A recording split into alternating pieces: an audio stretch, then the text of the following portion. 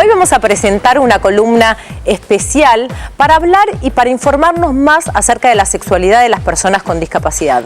Es un tema que trae mucha angustia cuando hay falta de información, sobre todo a los padres, a los docentes y también a los profesionales mismos que trabajan en instituciones con personas con discapacidad.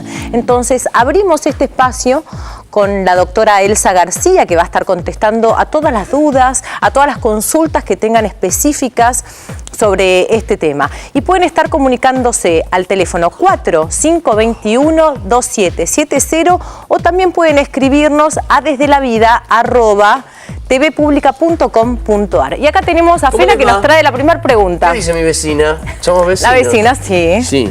Mira, acá hay una pregunta muy interesante que llegó, Elsa. Dice, mi hijo tiene síndrome de Down y se masturba muy seguido. ¿Esto es normal, está bien o está mal? ¿Existe alguna medicación para calmarlo?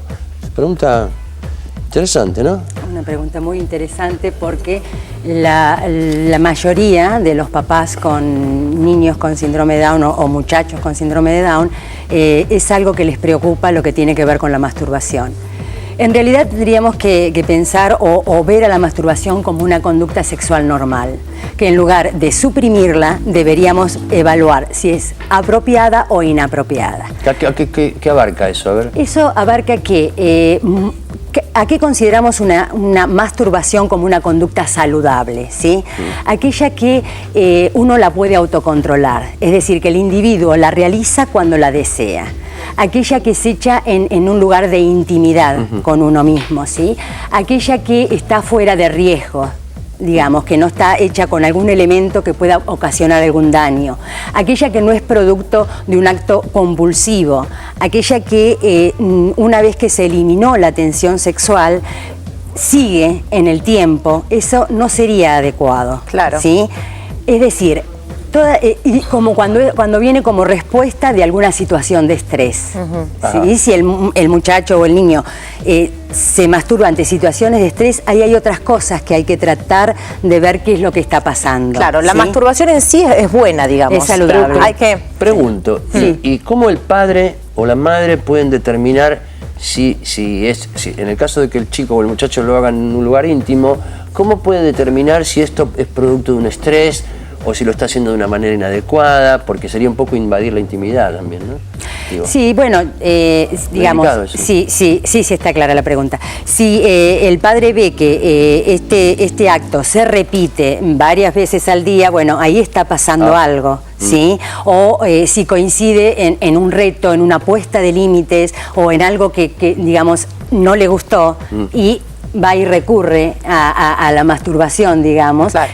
Esto es cuando no es adecuado. Pero en este caso parecería que lo hace, como dice usted, en forma recurrente. Por eso el padre pregunta si hay alguna medicación, como para parar esto.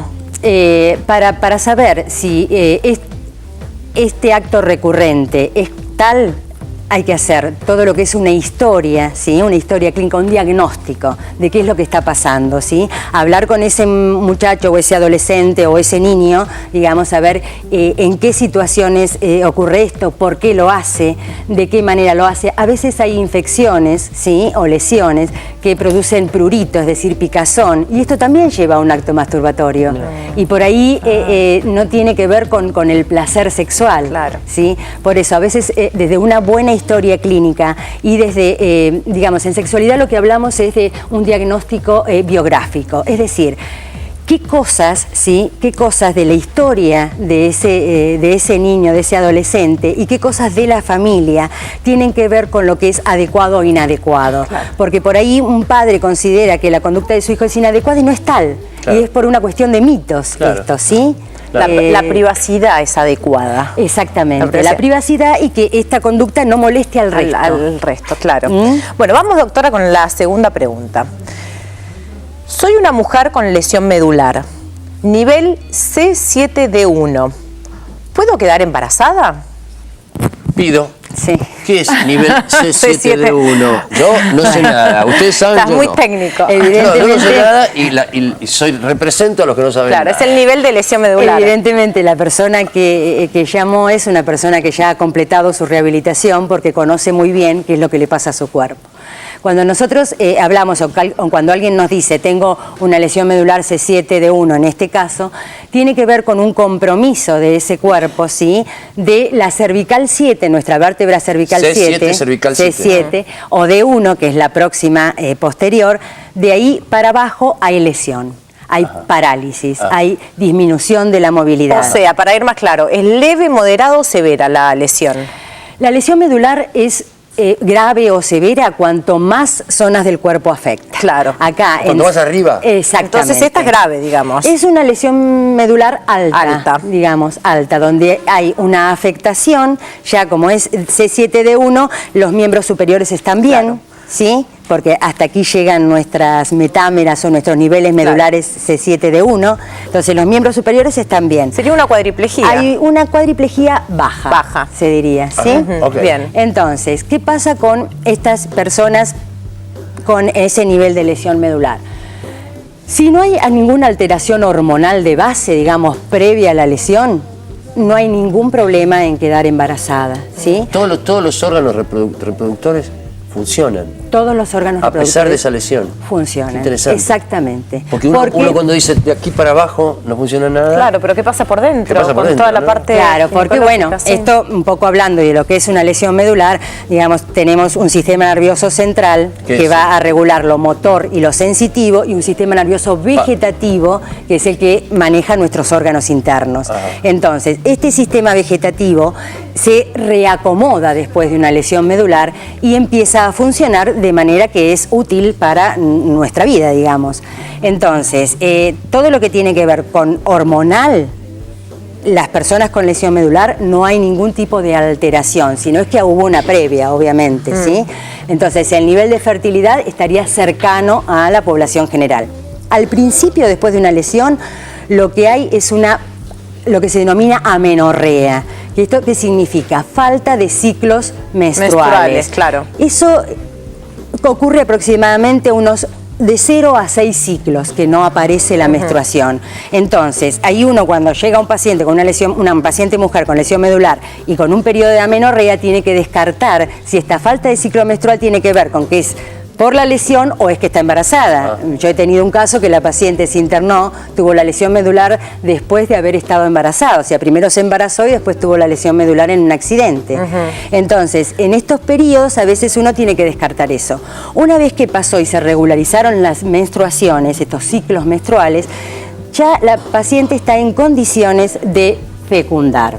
Lo que sí hay ciertos cuidados que hay que tener en el caso de ser una persona con una lesión medular. Y estos cuidados tienen que ver con que ciertas cosas que suceden en los embarazos normales, por ahí están un poquito más incrementadas cuando hay una lesión medular. Por ejemplo, ¿qué cosas? Las infecciones urinarias, ¿sí? Si bien toda embarazada tiene infección urinaria, acá es mayor la frecuencia porque tienen vejiga neurogénica, una vejiga afectada neurológicamente. También puede ser un síndrome anémico, ¿sí? A veces aumenta el tono muscular, a veces, digamos, hay que tener control con la medicación que viene tomando esta paciente para ver si pueden hacer o no. Qué complicado eso. Tienen que dejar y una pregunta de curiosa, estando embarazada una persona con con este problema de médula, con esta lesión, ¿siente al bebé? ¿Lo siente moviéndose cuando el bebé está...? Hay vías profundas, ¿sí? Que se llega a percibir los movimientos y muchas veces con el tacto, y porque en la medida en que va creciendo ese útero va comprimiendo el diafragma, que es nuestra cúpula, que está totalmente inervado en estos niveles de lesión, está intacto, digamos, se siente. Entonces, al hacer presión, esto se percibe en las zonas no sensibles, se llegan a percibir o a sentir, ¿sí? Movimientos pequeños del abdomen se perciben a través de la cúpula diafragmática, que es nuestro órgano de la respiración, y eso se siente, Qué se puede sentir. interesante. Así que bueno, ya pueden quedar embarazadas, si se puede. Anticonceptivos para las que ya saben y escuchan esta entrevista. Qué interesante. Qué interesante. Bueno, pero vamos a seguir con la columna de la doctora. Vamos a seguir con la columna de la doctora Elsa García, Sí. con mi vecina. Que Exacto. nos encontramos cuando yo lo llevo a mi nene al jardín. Exacto. Yo tengo algunas preguntas, pero las voy a dejar para después porque no tenemos más tiempo. Pero son los papás, son los profesionales, son... Vos después agarrarla atrás de cámara. Me está diciendo algo detrás de... ¿Qué me ¿El mail de la autora? Desde la vida, @televisionpublica.com.ar, pueden estar escribiéndonos con todas las dudas. Yo siempre digo, la caja boba llega a todo el país. Hay personas que están aisladas en alguna zona del país o personas que no tienen las posibilidades, los recursos de pagar una consulta médica privada.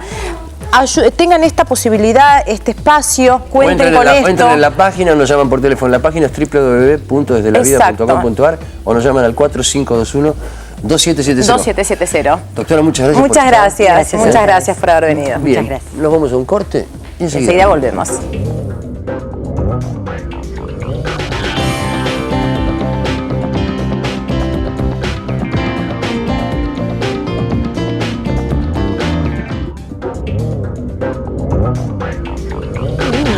Precioso, ¿eh? Sí, no puedo.